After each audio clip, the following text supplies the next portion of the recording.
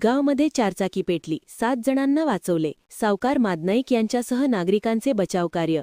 मोठी दुर्घटना टळली. 15 मिनिटात वाहन जळून खाक. उदगाव तालुका शिरोळ येथील औद्योगिक वसाहतीच्या बाह्य वळणावर रविवारी दुपारी नृसिंहवाडीहून सांगलीकडे जाणाऱ्या चारचाकीला अचानक आग लागली. अचानकपणे भले मोठे आगीचे लोट येत असताना रस्त्यावरून जाणारे भाजपचे नेते सावकार मादनाईक यांच्यासह नागरिकांनी स्वतःच्या जीवाची पर्वा न करता गाडीचे दरवाजे ओढून काढून चालकासहित 7 जणांचा बचावकार्य करून त्यांना सुखरूपपणे बाहेर काढल्याची घटना घडली. दरम्यान बचावकार्य झाल्यानंतर लगेचच वाहनाच्या इंधनाच्या टाकीचा स्फोट झाल्याने या परिसरात भीतीचे वातावरण निर्माण झाले होते.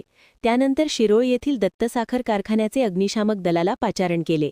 या पथकाने ही आग विझवली, मात्र अवघ्या 15 मिनिटात हे वाहन जळून खाक झाले होते. घटनेनंतर मादनाईक यांनी स्वतःची चारचाकी बोलावून या कुटुंबाला कोल्हापूर येथे घरी पाठवले.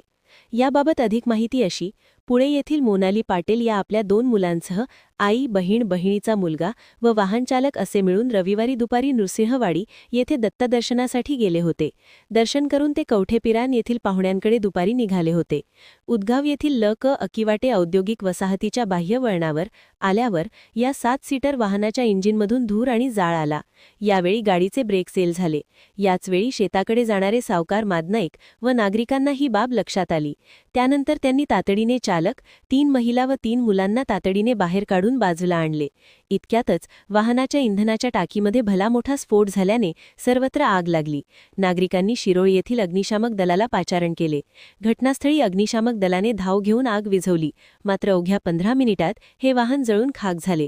आगीच्या घटनेमुळे भले मोठे धुराचे लोट येत होते. या घटनेने परिसरात भीतीचे वातावरण निर्माण झाले होते.